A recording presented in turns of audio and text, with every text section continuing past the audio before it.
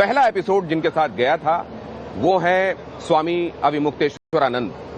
और जैसा कहते हैं धरती गोल है, तो आज ये परिक्रमण पूरा हो रहा है और एक बार फिर से स्वामी अविमुक्तेश्वरानंद से बातचीत करने के लिए धर्म संकट में हम मौजूद हैं मुंबई बोरीवली में, जहां वो इस समय चतुर्मास के दौरान मौजूद हैं। जब हम उनसे यहां साक्षात्कार के लिए पहुंच रहे हैं तो हमारे साथ खास मेहमान भी होंगे। उनसे पहले आपका परिचय करा देता हूं। यहां वरुण सिंह आपको दिखाई दे रहे हैं, यहां चित्रगुप्त समाज के दो शिरोमणि भी मेरे साथ हैं। यहां विवेक श्रीवास्तव जी हैं, रवि श्रीवास्तव जी हैं और मेरे साथ यहां गार्गी नंदी रॉय जी भी मौजूद हैं। ऐसे विषय जहां कहीं धर्म संकट दिखाई देता है, संकट की परिधि के आसपास धर्म या धर्म की परिधि के आसपास संकट दिखाई देता है, वहां क्या व्यवस्थाएं, क्या प्रावधान हैं, खुद शंकराचार्य स्वामी अविमुक्तेश्वरानंद सरस्वती जी से जानने के लिए आइए चलते हैं उनके मंच पर। हम सबको भाजपा में गिन लिया जाता है। क्यों? क्योंकि दूसरी कोई सनातनी विचारधारा की पार्टी ही देश में नहीं है। रामभद्राचार्य जी, आपका दावा है कि आपको 1.5 लाख पृष्ठ याद हैं, उसमें से केवल 150 पृष्ठ हम पूछेंगे। 23 भाषा आती है, तो 23 भाषाओं के जानकार हम लेके आएंगे, उनसे आधा घंटा बात करके दिखाइए। तुम्हारी मूर्खता नहीं है धीरेन्द्र शास्त्री, ये तुम्हारे गुरु की मूर्खता है कि तुम्हारे जैसा चेला उसने पैदा किया। अगर पुरुष चरित्रवान हो सकते हैं तो स्त्रियां भी चरित्रवान होती हैं, उनको इस तरह से मत देखो। अखंड मंडलाकारम व्याप्तम येन चराचरम तत्पदम दर्शितम येन तस्मै श्री गुरुवे नमः। गुरुर्ब्रह्मा गुरुर्विष्णुर् गुरुर्देवो महेश्वरः, गुरु साक्षात परब्रह्म तस्मै श्री गुरुवे नमः। श्री गुरु पद नख मणि गण ज्योति, सुमिरत दिव्य दृष्टि ही होती। दलन मोह तम सोस प्रकाशु, बड़े भाग और आवहीं जासु। आपको मेरा प्रणाम। अब आपसे सवाल पूछने की इजाजत भी चाहता हूं। क्रिमिनल नेता बिल के संदर्भ में आपने देखा होगा कि अगर नेताजी ने कोई क्राइम किया, वो किसी पद पर भी बैठे हों, अगर उनका डिटेंशन, उनकी हिरासत 30 दिनों की हो गई तो 31वें दिन उनका पद समाप्त हो जाएगा। अगर वो मामला जिसमें वो कन्विक्टेड है 5 साल या 5 साल से ज्यादा सजा वाला है। इसके आप पक्ष में हैं या विरोध में? बात यह है कि ये कौन तय करेगा? न्यायालय तय करेगा कि जमानत देना है कि नहीं। जमानत तो कह रहा है कि डिग्री मत दिखाइए। जहां ऐसे न्यायालय होंगे वहां ऐसे कानूनों का क्या तात्पर्य होगा? डिग्री दिखाने में क्या समस्या है कि उसके ऊपर रोक लगा दी जा रही है? आप बताइए। न्यायालय से हम प्रश्न पूछते हैं, भारत की न्यायालय से, कि अगर जनता चाहती है कि डिग्री हम देखना चाहते हैं तो डिग्री दिखाने पर रोक क्यों लगाई जा रही है? और जहां डिग्री दिखाने पर रोक लगा दी जा रही है वहां बेल देने पे क्या होगा, क्या नहीं होगा? इसलिए यह कानून बेकार है ऐसी न्यायालयों के समय में। स्वामी, ये बड़ी बात आपने कही है, लेकिन अब क्योंकि जिनके लिए आपने कही है उनकी तरफ से कोई मौजूद नहीं, तो मैं कोई एक बात आपसे कहना चाहता हूं। आपने एक बात कही, प्रधानमंत्री को स्वयं आकर के अपनी डिग्री दिखा देना चाहिए था कि तुमने मुझे वोट दिया है, इतना प्यार मोहब्बत दी है, मेरी डिग्री देखना चाहते हो ये लो। लेकिन वो नहीं दिखा रहे हैं और न्यायालय रोक लगा रही है कि नहीं दिखाई जा सकती है। गजब बात है, क्यों नहीं दिखाई जा सकती है? और अगर ऐसे न्यायालय अगर भारत में रहेंगे तो किसको बेल मिलेगी, किसको नहीं मिलेगी? फिर इस कानून का उपयोग क्या होगा कि जिसको पद से हटाना है उसको जेल में डाल दो और जमानत मत दो, और जिसको हटाना है उसको जमानत दे दो। फिर इसका एक ऐसा दुरुपयोग होने लग जाएगा, ये आशंका है और इसीलिए इससे प्रसन्नता नहीं हो रही। तो स्वामी जी, आपसे मैंने एक बार पिछली बार ये पूछा था कि आप अंबानी के यहाँ शादी में गए, क्या आप गरीबों के यहाँ शादी में भी जाते हैं? आपने कहा कि मीडिया वहां पहुंचती नहीं है, लोग वहां देखते नहीं हैं। तो मैंने कहा आप वहां भी जाएंगे क्या? तो आपने कहा था स्नेह से बुलाएंगे तो निश्चित जाएंगे, लेकिन अगर परखने के लिए बुलाएंगे तो बिल्कुल नहीं जाएंगे। अब ये डिग्री देखने वाली बात भी वैसी ही नहीं कि परखने के लिए कहा जा रहा है दिखाओ, इसीलिए वो भी कह रहे हैं कि क्यों दिखाया जाए। सबसे बड़ी बात यह है कि देश का जो प्रधानमंत्री बने उसका कोई भी कोना जनता में छुपा नहीं होना चाहिए। आप देश की जनता से कहते हो कि परिवार है, आप अपने परिवार से क्यों डिग्री छिपा रहे हो? कौन सा दुश्मन तुम्हारी डिग्री पूछ रहा है? तुम्हारा परिवार पूछ रहा है, और तुम जिसके चौकीदार हो वो तुमसे पूछ रहा है डिग्री। तुम चौकीदार के रूप में भी डिग्री नहीं दिखा रहे हो, तुम परिवार के रूप में भी डिग्री नहीं दिखा रहे हो, और तुम प्राइम मिनिस्टर के रूप में भी डिग्री नहीं दिखा रहे हो। ये क्यों? तो स्वामी जी, आलोचक तो फिर सबके हैं। आपको भी किसी को कटघरे में खींचना पड़ा, मानहानि का दावा करना पड़ा। एक है स्वामी जी, वो तो आपको फेक तक करार देते हैं। तो ठीक है ना, तो इस तरह में हमको करार दे रहे हैं, हम उनका जवाब दे रहे हैं। हमने क्या छिपाया? उन्होंने जो जो प्रश्न उठाए थे, आप लोग आए, हमने एक एक प्रश्न का जवाब दे दिया कि नहीं दे दिया। उन्होंने ये कहा कि स्वामी जी का जो पहले यहाँ राज्य अतिथि का दर्जा होता है वापस ले लिया गया और बोरीवली थाने में एफआईआर दर्ज की गई है कि ये गौ माता को लेकर भी जो कर रहे हैं वो केवल छलावा और दिखावा है। तो ठीक है ना, छलावा दिखावा है तो उसको देखिए कह देना आसान होता है, उसको प्रूव तो करना पड़ेगा। अगर बोरीवली थाने में हमारे खिलाफ रिपोर्ट है तो बोरीवली थाने ने जांच की होगी, और जांच करने के बाद भी अगर हमारा कार्यक्रम हो रहा है, हमारा यज्ञ हो रहा है, इसका मतलब कि उनकी बात उनको झूठी लग गई है, तभी ना हो रहा है। और जहां तक राज्य अतिथि का दर्जा की बात है, आपको हम बताना चाहेंगे कि यहाँ की कमेटी ने राज्य अतिथि की दर्जा के लिए पत्र लिखा जरूर था, जो हमको जब इनका अखबार में छपा कि राज्य अतिथि का दर्जा वापस किया गया है, तब हमने पूछा कि भाई ऐसा हमने तो कभी किया नहीं था कि राज्य अतिथि का दर्जा दिया जाए। लेकिन तब कमेटी वालों ने बताया कि हमने एक पत्र लिखा था, लेकिन कमेटी के पास कोई पत्र नहीं आया कि आपको राज्य अतिथि का दर्जा दिया गया है, और कमेटी के पास कोई सुविधा भी नहीं आई राज्य अतिथि के रूप में कि ये उपलब्ध कराई जा रही है। और राज्य अतिथि का दर्जा वापस लेने के बाद कोई सुविधा वापस भी नहीं की गई, और राज्य अतिथि वापस दर्जा ले लिया गया है, इसका पत्र भी हमको नहीं मिला, उस व्यक्ति को मिला जो सीधे प्रेस में जाकर के उसको जारी कर रहा था। इससे क्या समझ में आता है?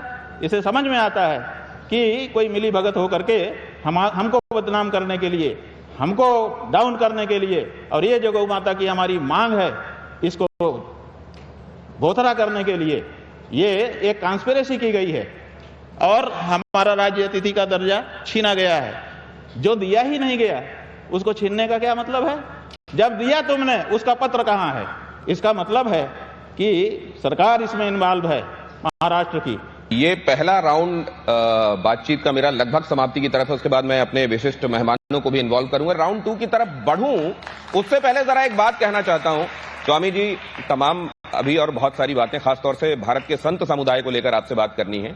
मोहन भागवत ने अभी दिल्ली में ये बात कही कि काशी मथुरा को लेकर संघ कोई अपनी तरफ से सक्रियता नहीं दिखाएगा, स्वयंसेवक हिंदू स्वयंसेवक हैं, अगर वो करना चाहते हैं तो करें, संघ उसमें औपचारिक रूप से नहीं जाएगा।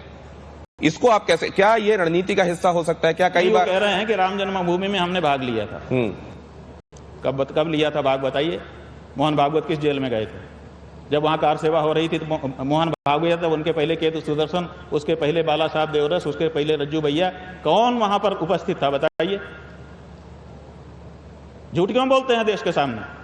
ना वो राम जन्मभूमि के आंदोलन में थे और ना यहां रहेंगे, वो तो अब तो साफ ही कह रहे हैं।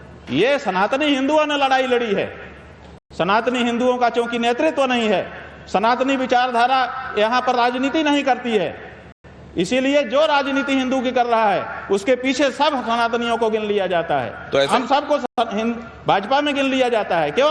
क्योंकि दूसरी कोई सनातनी विचारधारा की पार्टी ही देश में नहीं है। तो स्वामी, सनातनी विचारधारा की राजनीति ही इस देश में नहीं होती है। जिस दिन ये होने लग जाएगी उस दिन अलग हो जाएंगे। तो बहुत सारे लोग तो ऐसे भी हैं जो स्वयंसेवक भी हैं, सनातनी धर्मावलंबी भी, वो स्वयं सेवक हैं, उनकी अपनी स्वयं की भावना है। ये अब एक और राउंड हुआ, अब जल्दी से 2-2 मिनट आप सबके पास है, अपनी अपनी बात कहिए। बिल्कुल, आप 2 मिनट प्लीज मर्यादा रखिएगा। जी देखिए, क्या है कि महाराज जी से लोग डरते बहुत हैं। प्राइम मिनिस्टर के पास टाइम नहीं है। धीरेन्द्र शास्त्री के पास गए थे पर्चा दिखवाने, शायद वहां घूम आए। उसके बाद एक साहब ने संभल से बुलाया। मैंने महाराज जी को पिछली बार बताया था, जो संभल में मंदिर बन रहा है, कांग्रेस को छोड़ करके भाजपा में आए हैं, बहुत बड़े धर्मगुरु हैं, नाम नहीं लेना चाहूंगा, वहां पहुंच गए, वहां भी मंदिर का इनॉग्रेशन कर दिया। लेकिन महाराज आप सब बात कह ही रहे हो जी, तो नाम क्यों नहीं लेना चाहूंगा? नहीं नाम थोड़ा रिसर्च, सब कुछ कह रहे हो। गोल गोल मत घुमाइए, अब नाम लीजिए, बहुत देर में जलेबी बना रहे हैं। आचार्य प्रमोद कृष्णन साहब को डिस्प्यूटेड जमीन चाहिए थी। प्रधानमंत्री जी से मिले, प्रधानमंत्री जी ने बोला जब मैं हूं तो क्या डिस्प्यूट, क्या अनडिस्प्यूट, और पहुंच गए, और मंदिर भी इनॉग्रेट हुआ, समर्थन भी हुआ। आप सुनते जाइए। लेकिन जब महाराज जी पहुंचते हैं और लोगों के साथ पहुंचते हैं और एक मांग के साथ पहुंचते हैं, आप मांग को मानिए ना मानिए, आप मिल सकते थे, सम्मान दे सकते थे, लेकिन प्राइम मिनिस्टर के पास टाइम नहीं है, जो अपने को हिंदुत्व का पोस्टर बॉय कहता है। आज ये इस देश की स्थिति है। ये रोजगार की बात कर रहे थे, आपकी तो अच्छी नौकरी है साहब, आप एंकर हैं, बढ़िया सैलरी है, क्यों चाहते हैं नवयुवक पकौड़ा तले? नौकरी तो चाहिए ना। अडानी अंबानी के लोन को माफ करने के लिए मुल्क में पैसा है, लेकिन आपके पास गरीब बच्चों के लिए को स्कॉलरशिप देने का पैसा नहीं है। यह इस देश की सच्चाई है। अच्छा चलिए, आपका 2 मिनट हो गया। विवेक जी कृपया माइक दे दें गार्गी जी को। जी हाँ, बहुत बहुत धन्यवाद आपको। धन्यवाद। 2 मिनट आप। हाँ 2 मिनट। मेरा प्रश्न ही है, मैं कुछ थोड़ा सा हटके प्रश्न कर रही हूँ कि आजकल बहुत ही डेमोग्राफी और इलीगल इमिग्रेंट्स को लेकर बात हो रही है। प्रधानमंत्री जी ने भी किया लाल किला से, और ये सही भी है क्योंकि हमने देखा, इतिहास भी गवाह है, जहां पे भी डेमोग्राफी चेंज हुआ क्या हुआ। बांग्लादेश पाकिस्तान से शुरू करके, मेरी पैदाइश बंगाल की है, तो बंगाल में मुर्शिदाबाद में क्या हुआ हिंदुओं के साथ सबने देखा। सरकार किसकी है? एक सेकंड बॉर्डर कौन संभालेगा? आपके साथ में बहस नहीं कर रही। आप बताइए ना, ये भी बता दीजिए सरकार देश में किसकी है? एक सेकंड, बॉर्डर संभालने की जिम्मेदारी किसकी है? उन्होंने बोर्ड की सरपरस्ती किसकी है? बता दीजिए ना। विवेक जी मेरे को बता दीजिए, बताइए जरा। विवेक जी यहाँ पे आपसे बहस नहीं कर रहे, मुझे बोलने दीजिए, मैं उनको मैं आपके जवाब हो गया सवाल आपका। हाँ नहीं जवाब।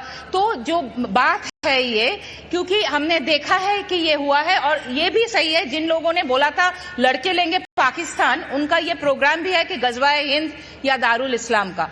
तो ये जो तो डेमोग्राफी चेंज डर है, तो क्या आपको भी लगता है कि आज से 10 साल या 20 साल बाद हमारे देश के लिए ये जो डेमोग्राफी का बदलना, ये बहुत बड़ा संकट हो सकता है? और दूसरी इससे लगा हुआ, क्योंकि मैं बंगाल की हूं, आपको बंगाल का भविष्य क्या दिख रहे हैं? क्योंकि 2026 में इलेक्शन है, हम सोचते हैं कि ममता बनर्जी आएगी तो बहुत बदमाश होंगे। उसके बाद आप रवि जी, आप अपनी बात कहिएगा जी। इसका अगर जवाब दे दे उनको। हाँ देखिए, ऐसा है घुसपैठ कि जो परिस्थिति है वो ये है कि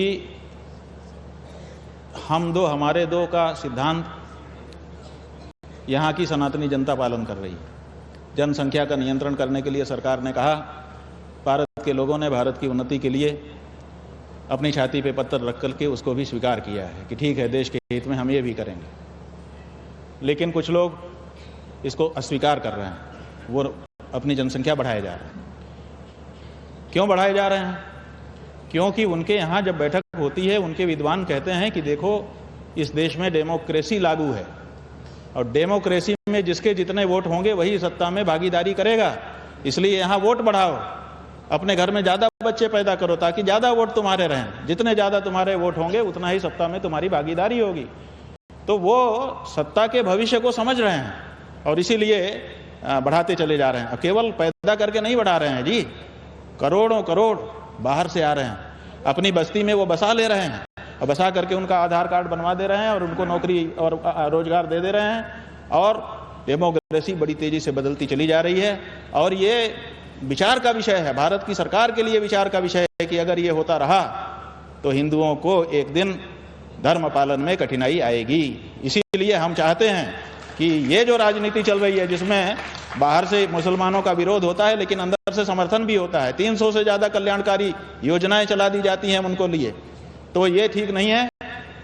इस बारे में भारत की जनता को जागरूक होना चाहिए, क्योंकि ये एक बड़ी समस्या भारत की भविष्य में होने वाली है, ये तय है। मतलब आप भी मानते हैं संकट है। इसी संदर्भ में ये योगी आदित्यनाथ हैं जो इस बारे में ये कह रहे हैं कि संभल में जब आजादी हुई तो 45% हिंदू थे, अब 15% बचे हैं। डेमोग्राफी बदलने की कोई भी कोशिश कामयाब नहीं होगी, ये उन्होंने कहा है।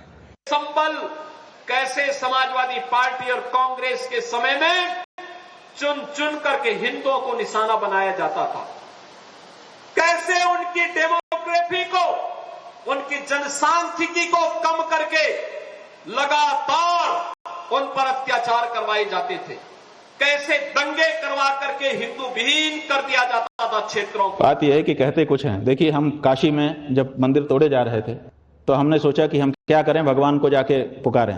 तो हम हर मंदिर गए, 1453 मंदिरों में हम गए दर्शन करने के लिए नंगे पांव। 750 किलोमीटर पैदल हम चले गलियों गलियों में, और हमने कुछ ऐसे मोहल्ले थे जो हमारे मुस्लिमों के हैं, उनमें भी हमारे तीर्थों के मंदिर विद्यमान हैं। तो हम कुछ उन मंदिरों को खोज खोज के जा रहे थे, तो हमको थाने की पुलिस आ गई, उसने कहा कि आप यहाँ मत जाइए। हमने कहा क्यों ना जाएं? कहा कि वहाँ जाना संभव नहीं है, वहाँ पूजा नहीं हो रही है। और कुछ ऐसे मंदिर हैं जो बड़े बड़े मंदिर हैं, उनके ऊपर कचरा डाल डाल करके उनको पाट दिया गया है। कुछ ऐसे मंदिर हैं जहां पर पूजा करने के लिए कोई जाता है तो दिक्कत हो जाती है। अभी जब संभल में मंदिर निकले थे तो काशी में भी कुछ उत्साही लोगों ने मदनपुरा नाम का जो मुस्लिम क्षेत्र है वहां जाकर के एक मंदिर को खोजा और कहा कि भाई इस मंदिर का लिखा पढ़ी क्या है, ये मुसलमान के कब्जे में क्यों है, ताला क्यों बंद है। तो उस पर जांच हुई और जांच होने के बाद मुसलमानों ने कहा कि हम तो मना नहीं करते हैं, कोई भी आए। तो हिंदू नवयुवकों ने कहा कि हम पूजा करने के लिए रोज जाना चाहते हैं, हमको प्रोटेक्शन दीजिए। सरकार ने प्रोटेक्शन नहीं दिया और आज भी पूजा नहीं हो पा रही। तो जब वो कह रहे हैं कि आइए पूजा करने, तो सरकार हिंदुओं को पूजा करने जाने के लिए प्रोटेक्शन क्यों नहीं दे रही है? मतलब सरकार भी चाह रही है कि उनके बीच में आप हस्तक्षेप मत करो। तो ऐसी परिस्थिति है कि मुसलमानों को कहीं ना कहीं से बड़ा प्रश्रय मिल रहा है। जहां इस पार्टी की सरकार है, जहां उस पार्टी की सरकार है, इसका फर्क नहीं पड़ रहा है, वो लोग बसते ही चले जा रहे हैं। जब अफजाल अंसारी ये कहते हैं कि गौ माता के संदर्भ में जो मांग स्वामी जी की है वो जायज है और हम उसके समर्थन में, गौ माता के संदर्भ में वो आवाज उठाते हैं। कम से कम गाय को माता तो बोल रहा है और हमने ये सिद्धांत कर दिया है कि जो गाय को मां कहेगा वो हमारा भाई है। आप हमको खुद कह दो, जो कहना हो, जो आलोचना करनी हो कह दो, लेकिन उसके मुंह से गौ माता को माता शब्द में निकल रहा है, आदित्यनाथ के मुंह से नहीं निकल रहा है। हम किसको भाई कहें, आप बता दो। रवि जी। मैं माननीय स्वामी जी को सिर्फ इतना कहना चाहता हूं कि मैं बहुत सारे धर्मगुरुओं के संपर्क में रहा, बात की, मगर मुझे आज पहली बार एक ऐसे धर्मगुरु से बात करने का अवसर मिल रहा है जिन्होंने अपनी राय देश के बारे में पूरी बेबाकी से रखी है। उन्होंने हर मुद्दे का हर सवाल का सीधा जवाब दिया है। उन्होंने किसी सवाल को घुमाया नहीं है और अपनी राय पूरी बेबाकी से सामने रखी है। मैं समझता हूं कि अब आगे आने वाले समय में देश को इस तरह के ही धर्मगुरु कहें या उन्हें हम एक मार्गदर्शक कहें, वो इस तरह के लोगों की ही जरूरत है जो अपनी राय खुल के देश के सामने रख सके और देश को राह दिखा सके कि सही रास्ता क्या है। धन्यवाद। मेरा सवाल बहुत सरल है, बहुत सिंपल है। आपने बिहार चुनाव की बात कही, आपने कहा कि आप बिहार में कैंपेनिंग करेंगे और जो एक वोट भी यदि गौ माता के लिए मिल गया तो आप अपनी जीत मानेंगे। तो वो कैसे करेंगे? मतलब आप देखिए, आप राजनीति पे बहुत चर्चा करते हैं, जितना राजनीति पे शायद आप कहते हैं उतना मैंने किसी भी धर्मगुरु को कहते हुए नहीं सुना है। क्या आप एक खुद की पॉलिटिकल पार्टी बनाएंगे और एक कैंडिडेट खड़ा करेंगे जिसे वोट मिलेगा तो आप समझेंगे कि हाँ गौ माता के लिए वोट मिला है, या फिर कैसे वो तय करेंगे कि गौ माता के लिए वोट मिला है? और दूसरी चीज, यहां पर राजमाता डिक्लेयर कर दिया गया 2024 में, एकनाथ शिंदे जी तब सीएम थे, देवेंद्र फडणवीस डीसीएम थे, उसके बाद उन्हीं की सरकार जीत के आई। तो क्या आपको लगता है यहां पर गौ माता के लिए वोट पड़ चुका है? और बिहार में आप कैसे तय करेंगे कि गौ माता के लिए वोट पड़ा है? देखिए, बिल्कुल वाजिब और व्यवहारिक प्रश्न आपने पूछा, जो इस समय सचमुच पूछा जाना चाहिए और समझा जाना चाहिए।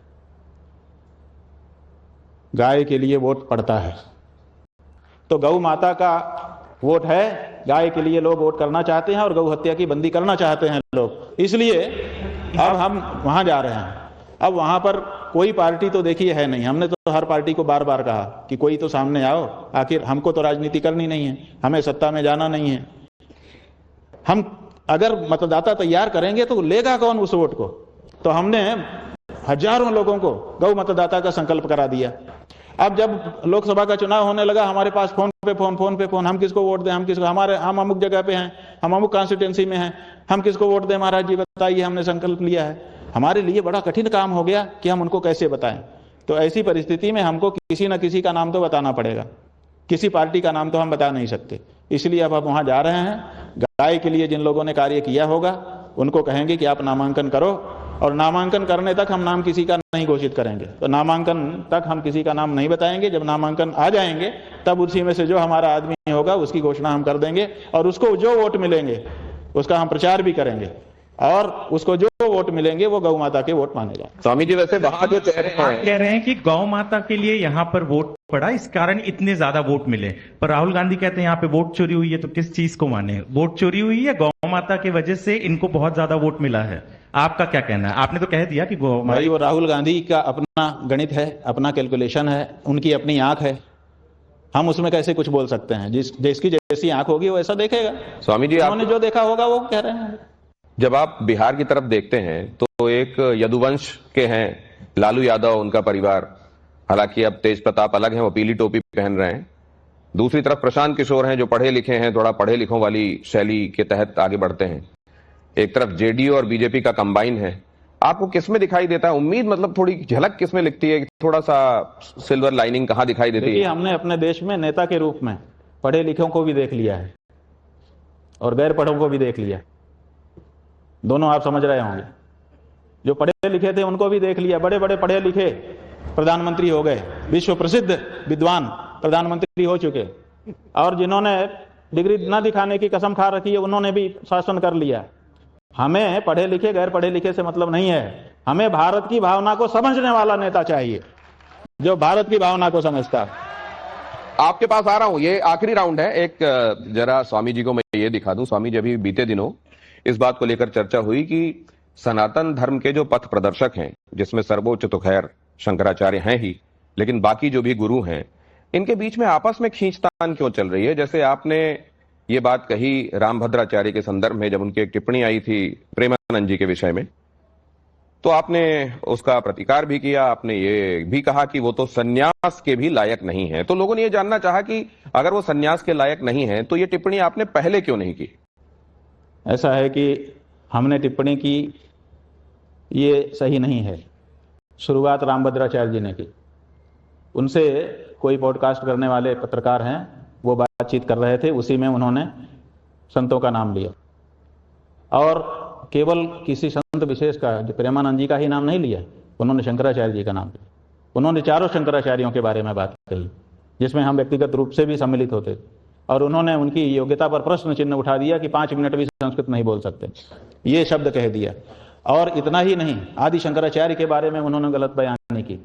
तो ऐसी परिस्थिति में हमारे ऊपर दबाव था समाज का कि आप इस पे कुछ बोलिए, अगर, क्योंकि इसके पहले भी वो बहुत बोलते रहे हैं, कई बार ये सब तरह तरह की बात बोलते रहते हैं, लेकिन हम लोग नहीं बोले क्योंकि इससे संदेश अच्छा नहीं जाता है। लेकिन जब वो अति हो गई तो हमारे ऊपर भी लोगों का दबाव आया कि कुछ तो इस पे आपका वर्जन आना ही चाहिए। तो हमने जो बात थी वो कही। जब मौका होता है तब कहा जाता है। इसके पहले जब वो सन्यासी बने, जब उन्होंने अपने आप को रामानंदाचार्य घोषित किया, जब वो चित्रकूट में मठ बनाने लगे, जब वो सब कथा वार्ता करने लगे, जब चीजें करने लगे, तब हम हमारे गुरुजी के सेवक के रूप में थे। आज हम शंकराचार्य के पद पर हैं, हमारा दायित्व तो आज बनता है, और आज हमने कह दिया जो शास्त्र की बात है। लेकिन उन्होंने ये भी कहा कि शक्तियां सनातन धर्म को निर्बल बनाने के लिए तोड़ मरोड़ कर पेश करती हैं। तोड़ मरोड़ के आप लोग पेश करते हो, आप लोगों के ऊपर उंगली उठा रहे हैं। जवाब दो, सुनिए ना, जवाब दो। ये पूरा तो सुनिए। हिंदू धर्म की रक्षा में तत्पर हो जाना चाहिए। आप मानते हैं कि जो बात इन्होंने कही थी, ये कह रहे हैं कि तोड़ मरोड़ के बातें कह दी गई, वो तो आप संतों के बीच में कहीं कोई दरार, कहीं भाई संतों के बीच में कभी भी मनमुटाव नहीं होता है, लेकिन सिद्धांत का झगड़ा हमारा सदा चलता है। हम सिद्धांत के लिए शास्त्रार्थ करते रहते हैं, अपने सिद्धांत की रक्षा के लिए हमारी बातचीत सदा से होती रहती है। और सुनिए, ये जो भारत की सेना है ना, ये रोज लड़ती रहती है, ये लड़ती रहती है। आप जाएंगे तो देखेंगे कि लड़ाई हो रही है, फायरिंग हो रही है। हम भी एनसीसी कैंप कर चुके हैं। लड़ाई, वो लड़ाई नहीं होती है, वो अभ्यास होता है, युद्धाभ्यास। और कल को कोई शत्रु आएगा तो उसको हम जवाब देंगे, उसके लिए हमारी तैयारी होनी चाहिए। तो हम लोग आपस में चर्चा करते रहते हैं, तैयारी होती रहती है। तो ये एक तरीके की रिहर्सल चल रही होती है, ये भी रिहर्सल का हिस्सा है क्या? मनमुटाव हमारा कोई नहीं। अच्छा, ये क्या है स्वामी? ये क्या है? मैं तो कह रहा हूं शंकराचार्य ही नहीं तो क्या करें उसको? जो शंकराचार्य ही नहीं है, अब कुंडली बोलूंगा तो बहुत बुरा लग जाएगा। जो कश्मीर में 370 धारा को वापस लाने की बात कर रहा हो, जो उद्धव ठाकरे को मुख्यमंत्री बनने की बात कर रहा हो,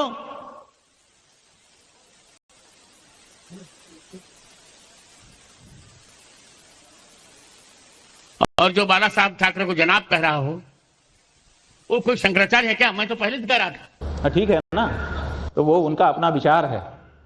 वो कह रहे हैं कि हम शंकराचार्य हमारे बारे में कह रहे हैं, ये पुराना वक्तव्य है। और इसमें बाबा बागेश्वर भी बैठे हुए हैं। तो ठीक है ना, उन्होंने एक प्रार्थना की है, लेकिन बाबा बागेश्वर ने क्या उन्होंने कि ये जो संत समाज है आपस में एक दूसरे के अपने गुरुजी को कहे ना, संत समाज में सबसे पहले उनके गुरुजी उनके लिए होने चाहिए। सारा संत समाज उनका है, लेकिन उसमें पहला नंबर उनके गुरुजी का होना चाहिए। किसी भी शिष्य के लिए उसका गुरु सर्वप्रथम होता है। तो संत समाज में सबसे पहले तो रामभद्राचार्य जी का नाम बाबा बागेश्वर के लिए आना चाहिए। तो अपने गुरुजी को क्यों नहीं कहते हैं कि मिलजुल के रहना चाहिए और विवाद नहीं संवाद करना चाहिए? दूसरे संतों से क्यों अपील करते हैं? वो पहले अपने गुरुजी से अपील करें। अपने गुरुजी से क्यों अपील नहीं करते? उनके गुरुजी जो चाहे कह दें और कोई जवाब ना दे, ये कहां की बात है? और कोई अगर जवाब दे तो कहें कि आप लोग विवाद कर रहे हैं, संवाद करिए। उनको लगता है आपके गुरुजी को सब हक है, वो किसी को भी कुछ कह दे। महाराज जी, उनके गुरु प्रधानमंत्री के दोस्त हैं, तो कैसे कहेंगे? अगर इनके गुरुजी के प्रधानमंत्री जी दोस्त हैं तो अपने दोस्त से कह के गौ हत्या बंद क्यों नहीं करवा रहे हैं? गौ हत्या बंद करवाएं, अपनी दोस्ती दिखाएं। इनको भ्रम है, इनको बहुत बड़ा भ्रम है कि प्रधानमंत्री मेरा दोस्त है। वो किसी का दोस्त नहीं है। अगर दोस्त होता तो तुम्हारी मानता। और एक बात और बता दें कि हमारे यहाँ सन्मित्र लक्षणम इदम प्रवदन्ति संतः। सन्मित्र का क्या लक्षण है? पापान निवारयति योजयते हिताय।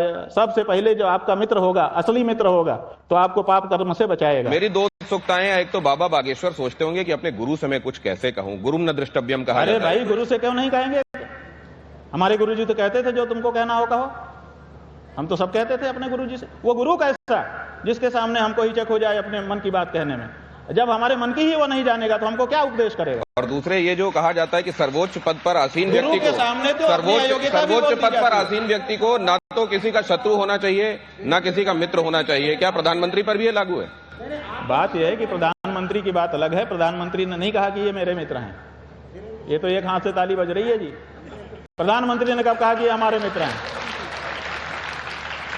वो आए जरूर, उन्होंने संबोधन अच्छे अच्छे किए जरूर, लेकिन ये नहीं कहा कि मित्र हैं। बागेश्वर को तो कहा कि हमारे छोटे भाई हैं। गुरुजी, ये अनिरुद्धाचार्य की बात से आप सहमत हैं कि 24 साल 25 साल का होने पर? बात यह है कि हम देवी जी के उपासक हैं।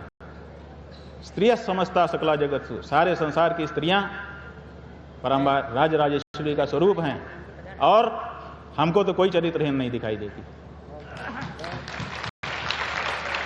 उन्होंने गलत कहा? एक भी स्त्री अभी तक हमको चरित्रहीन कभी हमारे सामने नहीं आई है जिसके बारे में हमारे मन में आया हो कि ये चरित्रहीन है। हाँ, इसमें मैं बोलना चाहूंगी कि उन्होंने बहुत गलत कहा। ये बहुत गलत कहा था अनिरुद्धाचार्य ने। महिलाओं के बारे में जो कहा वो बहुत आप देखिए, ये एक धारणा है कि स्त्री है इसका मतलब ये चरित्रहीन ही होगी। अरे ऐसा कैसे होता है? अगर पुरुष चरित्रवान हो सकते हैं तो स्त्रियां भी चरित्रवान होती हैं। उनको इस तरह से मत देखो। और स्त्री के ये जो भारतीय दृष्टि नहीं है, ये जो दृष्टि है ये विदेशों की दृष्टि है कि स्त्री बानेब हो गया। भारत में ऐसा नहीं है। भारत में तो हम देखते ही नहीं है कि कोई स्त्री है। या तो हमारी माँ हमारे सामने आती है, या हमारी बहन हमारे सामने आती है, हमारी बेटी हमारे सामने आती है। काम का विचार ही हमारे मन में नहीं होता है जी। तो ऐसी परिस्थिति में भारत की एक भी स्त्री चरित्रहीन नहीं है हमारी दृष्टि में, बाकी जिसकी जो दृष्टि है। बाबा बागेश्वर से एक सवाल हाल में पूछा गया कि आप पर्ची निकालते हैं, आपको भविष्य दिखाई देता है, तो आप जब एयर इंडिया वाला एक्सीडेंट हुआ तो उसको वक्त रहते क्यों? अरे भाई, एयर इंडिया तो छोड़ो, जो पहलगांव में हुआ, पहलगाम हिंदू राष्ट्र बनाने जा रहे थे, हिंदू के पूछ करके मारा गया ना। कुंभ के बारे में भी लोग वो क्यों नहीं देख लिया? तो वो कहते हैं कि भगवान को भी मालूम था कि ये कौरव और पांडवों के बीच में क्या होने वाला है, लेकिन वो उसको रोक नहीं सकते थे। हाँ, बिल्कुल, भगवान ही के तो अवतार हैं। जो भगवान करेंगे वही तो ये करेंगे। भगवान ने तो बहुत कुछ किया था, करके दिखाओ। वो कह रहे हैं, आज हमको वीडियो दिखाया है, कल उन्होंने कहा है कि अविमुक्तेश्वरानंद का मैं बड़ा आदर करता हूं, शंकराचार्य जी का बड़ा प्रेम करता हूं। वो हर 2 दिन में हमको गाली बकते रहते हैं। उनका शब्द देखिए, हर 2 दिन में हमको गाली बकते रहते हैं। हमारा एक शिष्य है प्रत्येक चैतन्य मुकुंदानंद गिरी, उसने, हमने फेसबुक पे देखा, उसने पूछा है बागेश्वर वालों से कि आपके बारे में नहीं, दुनिया के किसी के भी बारे में अगर हमारे गुरुजी के मुंह से गाली निकलती हुई का वीडियो ऑडियो दिखा दो तो हम तुम्हारे चेला बन जाएंगे, और नहीं तो तुम क्षमा मांगो हमारे गुरुजी से। अगर धीरेन्द्र शास्त्री के अंदर थोड़ी भी लज्जा होगी तो उसका जवाब देंगे। और दूसरे हम ये कहना चाहते हैं कि वो क्या कह रहे हैं कि मैं शंकराचार्य जी का आदर करता हूं, वो हर 2 दिन में गाली बकते रहते हैं, बकते रहते हैं। देखिए शब्दावली देखिए, बकना ये हिंदी की एक धातु है। बकने का मतलब होता है व्यर्थ का प्रलाप करना, निरर्थक बात कहना। बकना जो है वह आदरणीय के लिए नहीं उपयोग में किया जाता है। तो आप एक तरफ कह रहे हैं कि आदरणीय है और बकते रहते हैं, तो जो बकने वाला है वो आदरणीय नहीं हो सकता और जो आदरणीय है वो बक नहीं सकता। तो ऐसी स्थिति में दोनों का साथ में प्रयोग करने से पता चल रहा है तुम्हारी मूर्खता नहीं है धीरेन्द्र शास्त्री, ये तुम्हारे गुरु की मूर्खता है कि तुम्हारे जैसा चेला उसने पैदा किया। देखिए खंडहर जो है वो बताता है कि इमारत कितनी बुलंद थी, ऐसे ही शिष्य बताता है कि उसका गुरु कितना योग्य था। और अगर शिष्य मूर्ख है तो उसका गुरु विचार करे। तो गुरुजी उन्होंने आगे ये भी कहा, इसी में आगे जोड़ा कि वो जो भी मेरे लिए कहें वो मेरे लिए आशीर्वाद स्वरूप है, उससे मेरी भलाई ही होगी, कल्याणी होगा। भाई भलाई का मतलब देखिए, हम उनके बारे में अच्छा बोलने वाले थे, अभी भी बोलेंगे। उन्होंने अभी एक वक्तव्य दिया कि मैं दिल्ली से वृंदावन की यात्रा करूंगा नवंबर में, पद यात्रा, और हिंदू राष्ट्र के लिए करूंगा, लेकिन वेद लक्षणा गौ माता को राष्ट्र माता बनाने के लिए उसमें मेरी मांग होगी, क्योंकि जब तक गाय वेद लक्षणा गाय राष्ट्र माता नहीं बनेगी, उसकी रक्षा नहीं होगी, तब तक हिंदू राष्ट्र का कोई मतलब नहीं है। कितनी बढ़िया बात कही, इतनी बढ़िया बात कह करके अब अपने गुरुजी को बचाने के चक्कर में वो भी बेचारा हलाल हो रहा है, मर रहा है। अरे गुरुजी तुम्हारे सक्षम हैं, उनको खुद अपने बचाव करने दो, आप काहे को इसमें पड़ते हो? आप क्या धर्म संकट के माध्यम से सीधे रामभद्राचार्य जी को कुछ कहना चाहेंगे? हम रामभद्राचार्य जी से कुछ क्यों कहें, हमको कहना था कह दिया। हमने 3 बात कही है, देख लीजिए रामभद्राचार्य जी से, कि आपका दावा है कि आपको 1.5 लाख पृष्ठ याद हैं। इसी पॉडकास्ट में एकदम रिसेंटली उन्होंने कहा है, तो वो 1.5 लाख पृष्ठ पहले पहचान करके एक टेबल पे सजा दीजिए, उसमें से केवल 150 पृष्ठ हम पूछेंगे कि याद है कि नहीं है। क्यों? क्योंकि कोई भी बात कही जाए तो वो परीक्षित होनी चाहिए, अपरीक्षित बात, केवल दावा नहीं रहना चाहिए। अगर आपका यह है तो ये विश्व के लिए बहुत बड़ी बात है, हम लोग जय जयकार करना चाहेंगे इस परीक्षा के बाद। तो एक तो आप 1.5 लाख पृष्ठ बताइए कौन कौन से हैं, ताकि परीक्षा हो जाए। दूसरे, आपने कहा है कि मुझे 23 भाषा आती है, तो 23 भाषाओं के जानकार हम लेके आएंगे, उनसे आधा घंटा बात करके दिखाइए, ताकि हमको ये खातरी हो जाए कि आपको 23 भाषा आती है। नरसिंह राव को भी 19 भाषा आती थी कहा गया था, हम लोग उसी के लिए आदर करते थे। आपको तो 23 आती है, आप तो हमारे बड़े आदरणीय हो जाएंगे। लेकिन अभी तक कभी भी किसी भी दूसरी भाषा में हिंदी के अलावा आपका कोई वीडियो यूट्यूब पे सर्च कर रहे हैं, नहीं मिल रहा है, आप नहीं बोल रहे हो और दावा कर रहे हो कि 23 भाषा आती है। और साथ ही आपने तीसरा दावा किया है कि मेरी गवाही से राम जन्मभूमि का निर्णय हिंदुओं के पक्ष में हो गया। और जो जज था सुधीर अग्रवाल, एक भरे सभा में जब उससे पूछा गया कि रामभद्राचार्य जी कह रहे हैं कि मेरी गवाही से ये हो गया, तो उन्होंने कहा कि ये बकवास है। उन्होंने 100 दोहे का एक किताब पेश की थी। हमने पूछा कि ये कब प्रकाश में आई, क्योंकि कहीं पर तुलसीदास जी के नाम पे ये मिलती नहीं है, तो वो बता नहीं पाए। हम लोगों ने उसको रिजेक्ट कर दिया। तो जिसकी गवाही रिजेक्ट हो गई है वो अपने मुंह से ही बार बार झूठ क्यों बोल रहा है? तो ऐसी स्थिति में हमने 3 बात उठाई है, इन 3 बात का वो जवाब दें, उसके बाद आगे बात होगी। लेकिन आपने तो चमगादड़ तक कह दिया कि जो लोग निंदा करते हैं। हमने नहीं कहा, तुलसीदास जी ने कहा, तुलसीदास जी का गला पकड़ो चलो, हमने दोहराया है। और उस तुलसीदास जी का कहा है जिसके नाम की खा रहे हैं वो कहते हैं तुलसी पीठ है। तुलसी पीठ नहीं हो सकती, जो बनाता है उसके नाम का पीठ होता है। तो इन्होंने तुलसी के नाम का पीठ कैसे बना लिया? और बना लिया तो कम से कम तुलसी को तो पढ़ते, कम से कम तुलसी को तो मानते। आपकी भावनाएं आज आहत हो गई। ये सचमुच आज इनकी भावनाएं आहत हो गई। सारे पर्चे लेके आए थे धीरेन्द्र शास्त्री के यहाँ से, सब फाड़ के फेंकने पड़ेंगे। ये जो बार धीरेन्द्र शास्त्री एक बात नहीं, एक सेकंड, ये कंफ्यूज हो गए। देखिए सुनो, ये सब बात होते हुए भी हम स्पष्ट करना चाहेंगे कि हमारे मन में रामभद्राचार्य जी के लिए कोई मालिन्य नहीं है। बात तो बात की है, जब आप चारों शंकराचार्य पे प्रश्न उठा सकते हो, आपको संकोच नहीं होता है, तो मुझे भी अपने तीनों शंकराचार्य के आदर में और आदि शंकराचार्य के आदर में आपके बारे में बोलने में संकोच नहीं होता है। स्वामी जी, अब ये जो आखिरी राउंड है, इसमें इसके बाद हम जरूर टिप्पणी लेंगे अपने विशिष्ट अतिथियों की, लेकिन जरा मैं आपसे केवल एक लाइन, 1.5-2 लाइन में इसका जवाब चाहूंगा। भारत सही दिशा में है? भटक गया है। हमारे गुरुजी ने कहा, जो स्वतंत्रता संग्राम के सेनानी थे, जब उनका अंतिम समय आया, हम लोग बहुत सारी बात कर रहे थे उनसे। हमने कहा कि आप स्वतंत्रता संग्राम सेनानी रहे, आपको गर्व इस बात का होगा। उन्होंने कहा, गर्व नहीं है, मुझे पछतावा है। अगर मैं जानता कि भारत ऐसा बनेगा तो स्वतंत्रता संग्राम में भाग ना लेता। क्या करे, मतलब भारत भटक गया है। क्या करे भारत के विश्व गुरु बने? क्या करे भारत के विश्व गुरु बने? भारत की संस्कृति को अपनाए, उसी के कारण विश्व गुरु था, फिर से विश्व गुरु हो जाएगा। ये विदेशों की तरफ टकाटक देखना, जो वहां हो रहा है वही हम अपने यहां करेंगे, ये जो ललक है, इस ललक को त्यागना पड़ेगा। भारत की जो बातें थी, भारत का जो महात्म्य था, भारत की जो विशेषता है, भारत में बहुत कुछ है जिससे पूरा विश्व पहले दबा था। अगर उसी को उभार दिया जाए, भारत में भारतीयता को उभार दिया जाए, तो अभी भी भारत विश्व गुरु हो सकता है। राहुल गांधी में प्रधानमंत्री वाली योग्यता है? देखिए, जनता ये सब प्रश्न सोचती रहती है। जितने लोग प्रधानमंत्री, देवगौड़ा प्रधानमंत्री बनेंगे, जनता ने सोचा था?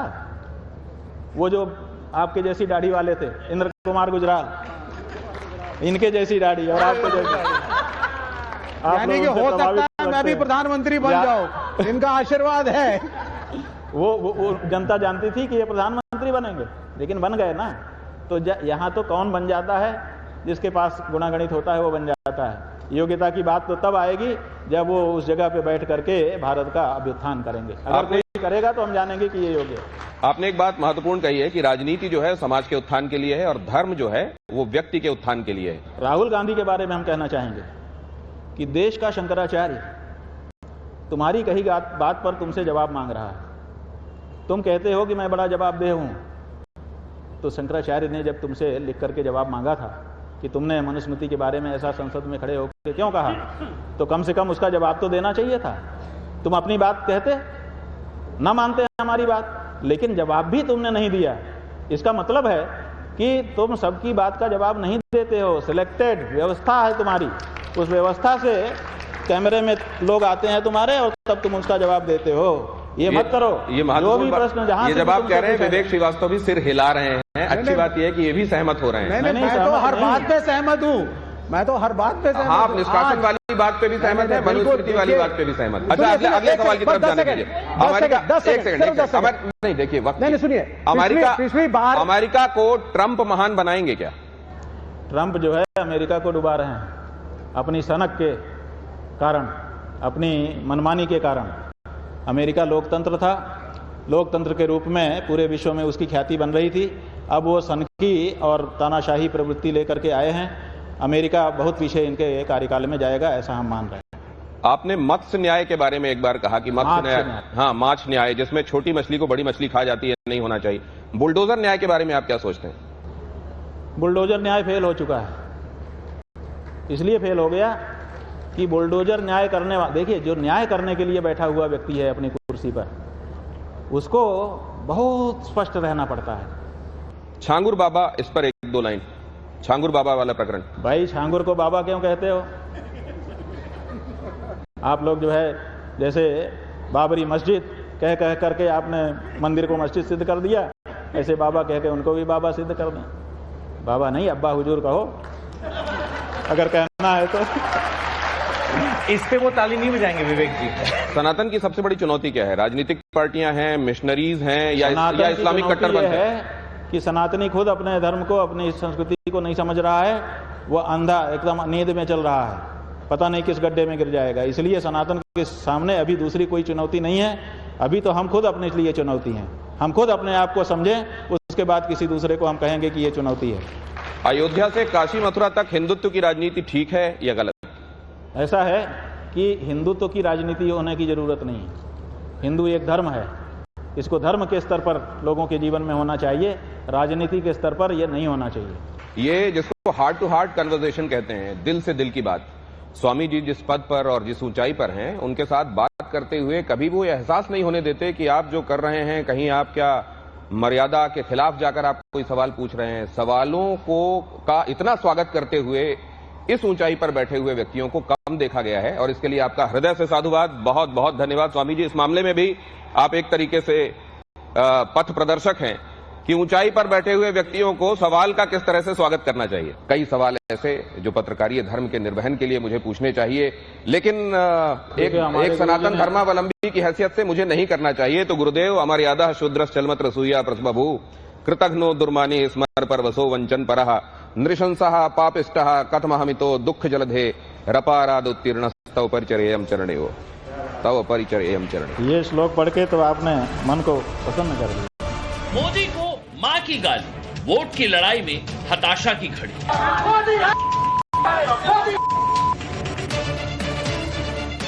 राहुल तेजस्वी अखिलेश की तिकड़ी, भारी पड़ेंगे इमोशनल मोदी। हाइड्रोजन बम वाले